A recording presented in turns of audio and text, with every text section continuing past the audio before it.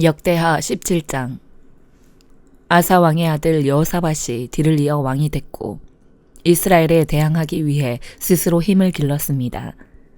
그는 유다의 모든 요새들의 군대를 주둔시키고 유다와 그 아버지 아사가 함락시킨 에브라임 성들의 군대를 두었습니다. 여호와께서 여호사밧과 함께 하셨습니다. 그는 그 조상 다윗이 처음에 걸었던 길을 가며 바알에게 묻지 않았습니다. 여호사밧은 이스라엘의 행위를 쫓지 않고 그 조상의 하나님을 찾고 그분의 명령을 따랐습니다. 그래서 여호와께서 그 나라를 든든히 세워주셨습니다. 유다는 여호사밧에게 예물을 가져왔고 그는 큰 부와 명예를 갖게 됐습니다. 여호사밧은 여호와의 길을 가기로 마음먹고 유다에서 산당과 아세라 우상을 없애버렸습니다.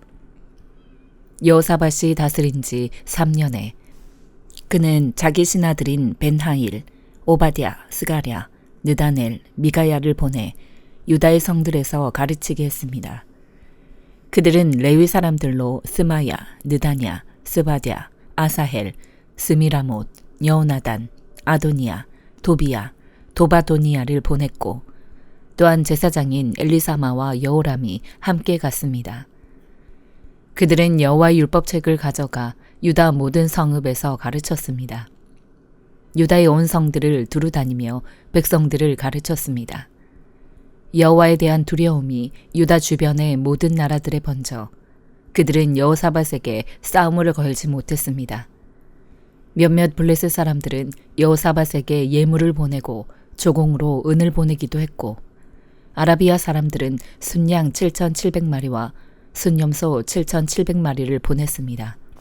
여호사밧은 더욱 세력이 강해져 유다의 요새들과 창고 성들을 지었고 유다 성들의 양식을 많이 쌓아두었습니다.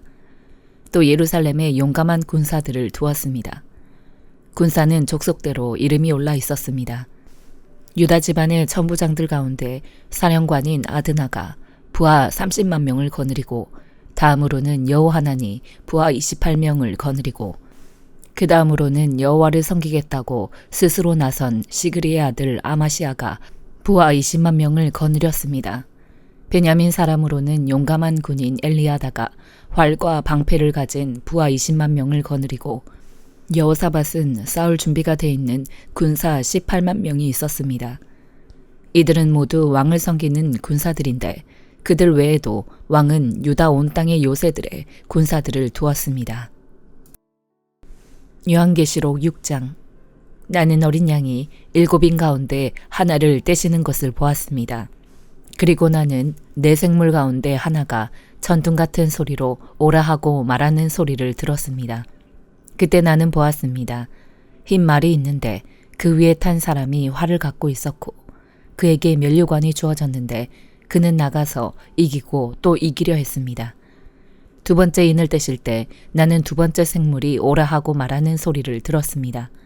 그러자 붉은 다른 말이 나왔는데 그 위에 탄 사람에게 땅에서 평화를 걷어내고 사람들끼리 서로 죽이게 하는 권세가 주어졌고 또 그에게 커다란 칼도 주어졌습니다. 세 번째 인을 떼실 때 나는 세 번째 생물이 오라 하고 말하는 소리를 들었습니다. 그때 나는 보았습니다. 검은 말이 있는데 그 위에 탄 사람이 손에 저울을 들고 있었습니다. 그때 나는 네 생물 가운데서 나는 듯한 소리를 들었습니다. 1데나리온의 밀 1코이닉스요. 1데나리온의 보리 3코이닉스다. 올리브 기름과 포도주를 손상시키지 말라. 네 번째 인을 떼실 때 나는 네 번째 생물의 음성을 들었는데 말하기를 오라고 했습니다. 그때 나는 보았습니다. 푸르스름한 말이 있는데 그 위에 탄 사람의 이름은 사망이요. 음부가 그 뒤를 따르고 있었습니다. 그들에게 칼과 기근과 사망과 땅의 들짐승들로 땅의 4분의 1을 죽일 권세가 주어졌습니다. 다섯 번째 인을 떼실 때 나는 제단 아래에서 하나님의 말씀과 그들이 가진 증거로 인해 죽임을 당한 사람들의 영혼을 보았습니다. 그들은 큰 소리로 외쳤습니다. 거룩하고 참되신 대주제여, 언제까지 땅 위에 사는 사람들을 심판하시고 우리의 핏값을 갚아주지 않으시려는 것입니까? 그러자 그들 각 사람에게 흰옷이 주어졌고 그들은 그들과 같이 죽임을 당하게 될 그들의 동료 종들과 형제들의 수가 찰 때까지 잠시 더 쉬라는 말씀을 들었습니다. 6번째 인을 떼실 때 나는 보았습니다.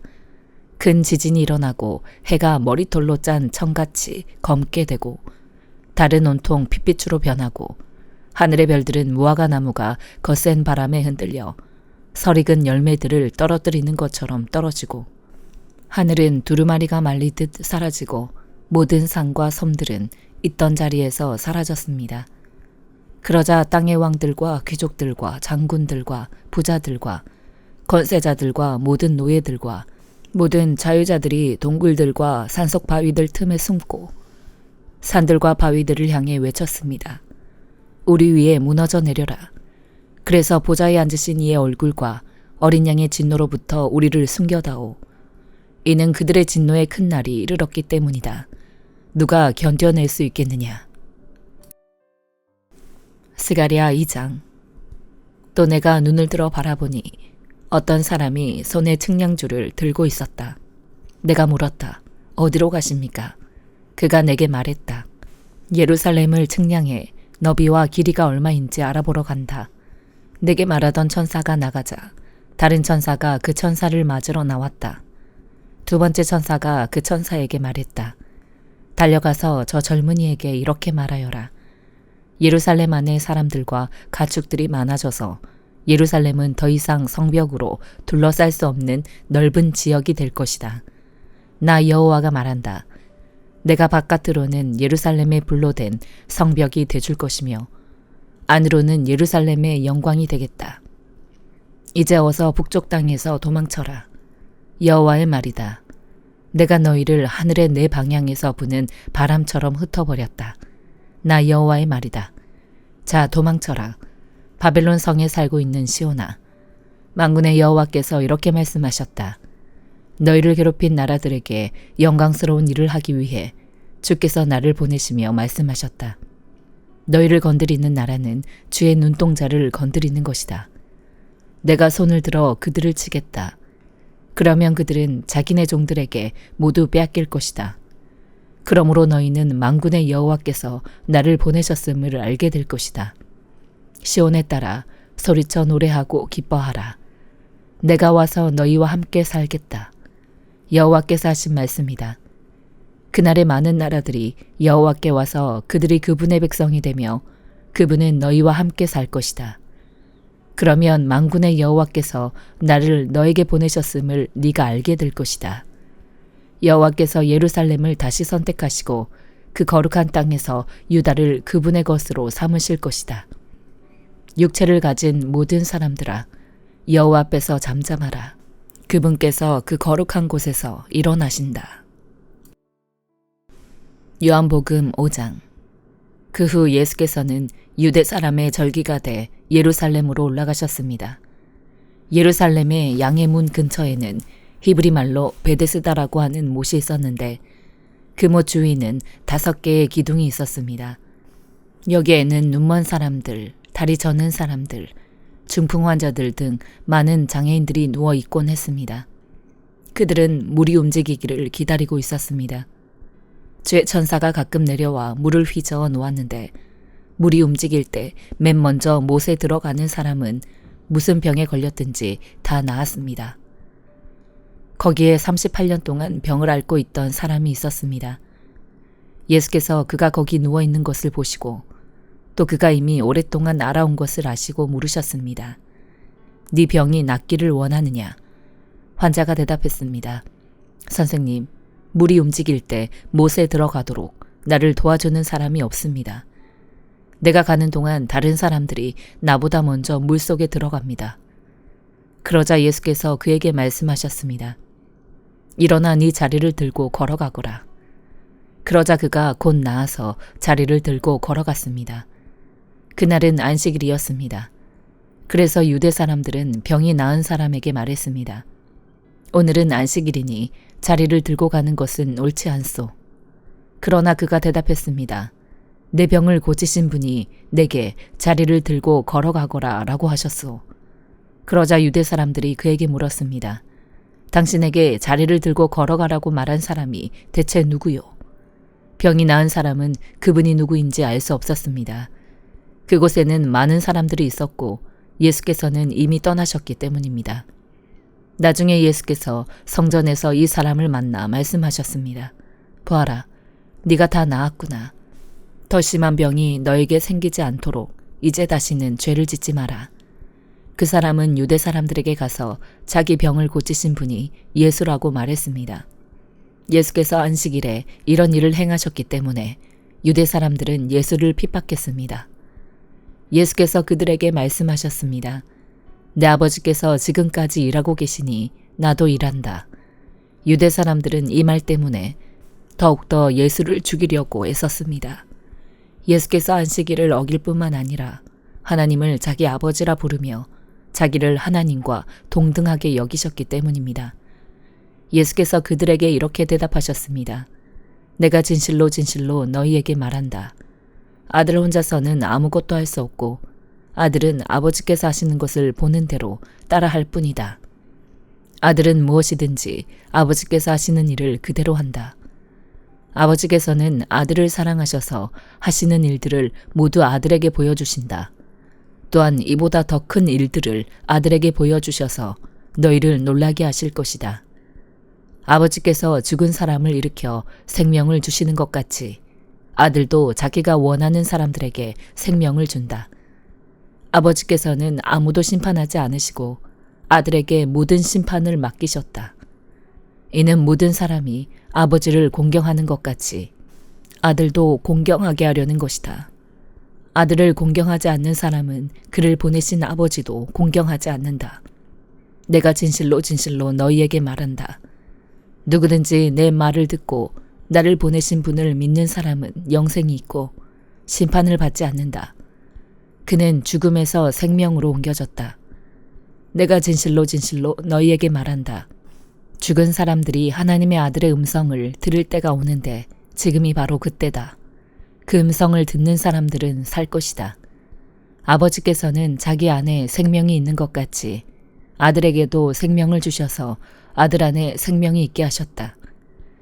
또 아버지께서는 아들에게 심판할 수 있는 권한을 맡기셨는데 이는 아들이 인자이기 때문이다.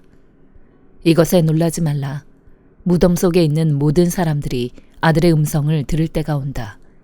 선한 일을 행한 사람들은 부활해 생명을 얻고 악한 일을 행한 사람들은 부활해 심판을 받을 것이다. 나는 아무것도 내 마음대로 할 수 없다. 나는 아버지께 들은 대로만 심판하기 때문에 내 심판은 공정하다. 이는 내가 내 뜻대로가 아니라 나를 보내신 분의 뜻을 기쁘게 하려 하기 때문이다. 만약 내가 나 자신에 대해 증언한다면 내 증언은 참되지 못하다. 나를 위해 증언하시는 분이 계시는데 나는 나에 대한 그분의 증언이 참인 것을 안다.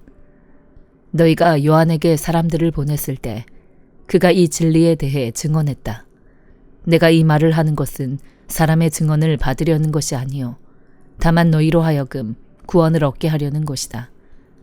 요한은 타오르면서 빛을 내는 등불이었고 너희는 잠시 동안 그 빛 안에서 즐거워했다. 그러나 내게는 요한의 증언보다 더 큰 증언이 있다. 아버지께서 내게 완성하라고 주신 일들, 곧 내가 지금 하고 있는 일이 바로 아버지께서 나를 보내셨다는 것을 증언한다. 그리고 나를 보내신 아버지께서도 친히 나에 대해 증언해 주신다. 너희는 그분의 음성을 들은 적도 없고 그분의 모습을 본 적도 없다. 또한 그분의 말씀이 너희 안에 있지도 않다. 이는 너희가 아버지께서 보내신 이를 믿지 않기 때문이다. 너희가 성경 안에서 영생을 얻을 수 있다는 생각에 성경을 열심히 연구하는구나. 성경은 바로 나에 대해 증언하고 있다. 그러나 너희는 생명을 얻기 위해 내게로 오려고 하지 않는다. 나는 사람들에게서 영광을 받지 않는다. 나는 너희가 하나님을 사랑하는 마음이 없다는 것을 안다. 내가 내 아버지의 이름으로 왔는데 너희는 나를 영접하지 않고 있다. 그러나 누군가 다른 사람이 자기 이름으로 오면 너희는 영접할 것이다. 너희는 서로 영광을 주고받으면서도 정작 유일하신 하나님으로부터 오는 영광은 얻으려고 하지 않으니 어떻게 믿을 수 있겠느냐? 그렇다고 내가 아버지 앞에서 너희를 고소하리라고는 생각하지 말라. 너희를 고소하는 사람은 너희가 소망을 두고 있는 모세다. 만약 너희가 모세를 믿었다면 나를 믿었을 것이다. 모세가 나에 대해 기록했기 때문이다. 그러나 너희가 모세의 글을 믿지 않는데 어떻게 내 말을 믿겠느냐? 아멘.